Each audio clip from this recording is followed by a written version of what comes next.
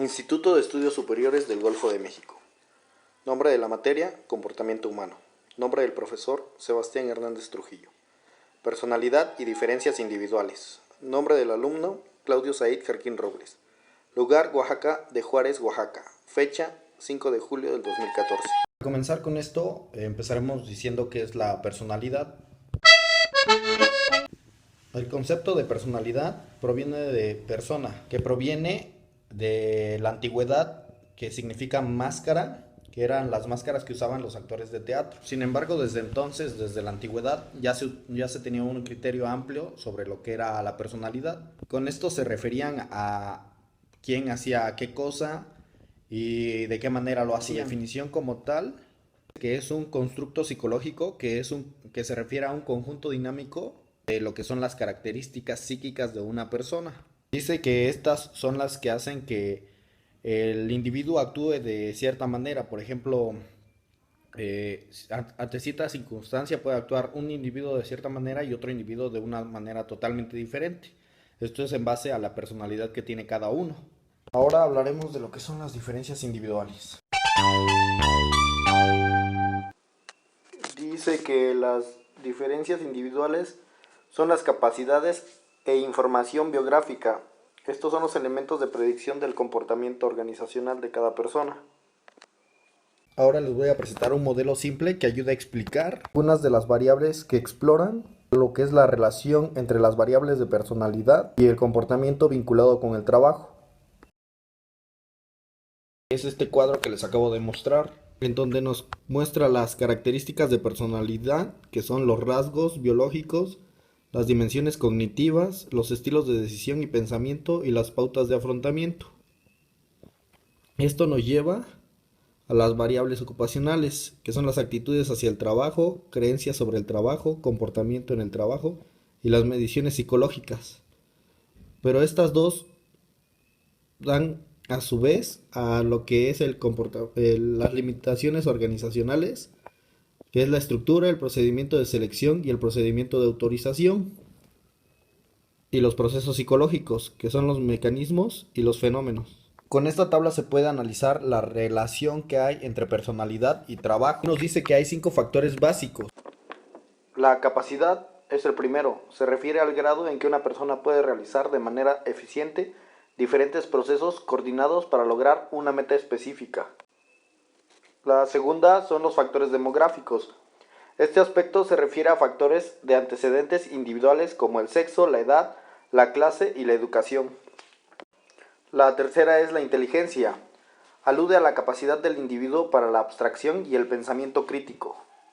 La cuarta es la motivación, que al igual que el de la inteligencia, este es un concepto abstracto, multidimensional, que se refiere a la tendencia a responder ante determinados estímulos, más que ante otros, que es acompañado de emoción y del impulso para provocar algunas reacciones en lugar de otras. Y la quinta y última es la personalidad. Este aspecto se refiere a todos los rasgos o características fundamentales de la persona, o de las personas en general, que perduran a lo largo del tiempo y que explican las pautas uniformes de respuesta ante situaciones cotidianas. Supuestamente, los rasgos de personalidad explican el qué, el por qué y el cómo del comportamiento humano. Los factores que les acabo de describir son los más importantes y son los que pronostican el comportamiento ocupacional. Ahora continuamos con lo que es la teoría clásica de personalidad. En la teoría clásica de personalidad se evalúan los rasgos únicos o múltiples, que se podría considerar un solo rasgo, evaluar una sola dimensión. Un ejemplo es el autocontrol.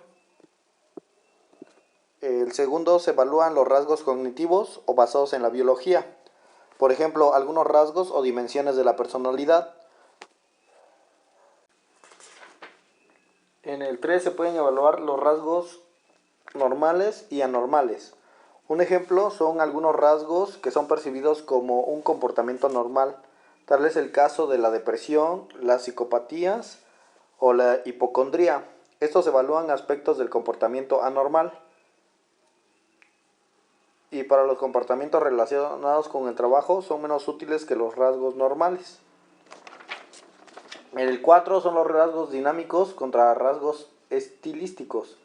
Esta es la distinción hecha entre las ideas freudianas y neofreudianas, con la personalidad oral o anal, que supuestamente mide necesidades y temores profundamente arraigados, quizás en el plano inconsciente. Ahora les voy a hablar sobre la teoría de Eysenck, que nos habla sobre la neurosis, la psicosis y la extraversión. Este señor es Eysenck, para los que no lo conocían. En el primer modelo nos muestra la extraversión, que se desglosa en lo que es la actividad, la sociabilidad, la asunción de riesgos, la impulsibilidad, la expresividad, la falta de reflexión y la falta de responsabilidad. En esta segunda parte nos muestra lo que es la inestabilidad emocional, donde se desglosa en la baja autoestima, la infelicidad, la ansiedad y la obsesión, la falta de autonomía, la hipocondría y la culpabilidad. Estos son los factores que conforman la inestabilidad emocional. Y esta tercera parte es la testarudez, que se desglosa en lo que es la agresividad, la firmeza, la orientación hacia los logros, la manipulación, la búsqueda de sensaciones, el dogmatismo y la masculinidad. Ahora continuaremos con unos estudios que hizo Rim en 1961. Analizó los factores determinantes de personalidad de los incentivos laborales. Encontró que la extraversión todo el tiempo estuvo relacionada de manera negativa con el estudio de la arquitectura, la odontología, matemáticas, física, ingeniería o química. La neurosis se asoció negativamente a la contaduría, a la administración de empresas, banca, que es la gerencia de empresas, y la docencia. Entonces llegamos a que la probabilidad es mayor de que los extravertidos prefieran compartir su tiempo con más personas o conseguir un trabajo donde tengan relación con una mayor cantidad de personas. Vamos ahora con la prueba 16PF de Cattell, posiblemente la prueba más famosa como las pruebas de personalidad en cualquier ambiente industrial, organizacional y ocupacional, ya que es la prueba 16PF de Cattell, completa y fue creada desde hace más de 40 años. Ventajas es que es muy completa, hablando a la cobertura de la personalidad en una evaluación funcional. La prueba mide 16 dimensiones de personalidad, 6 y 9 pruebas del segundo orden. Tenemos que Costa y McCrae hay 5 dimensiones básicas que no están relacionadas con la personalidad. Ya se encuentra lo que es la neurosis, la apertura a la experiencia, la afabilidad, la rectitud.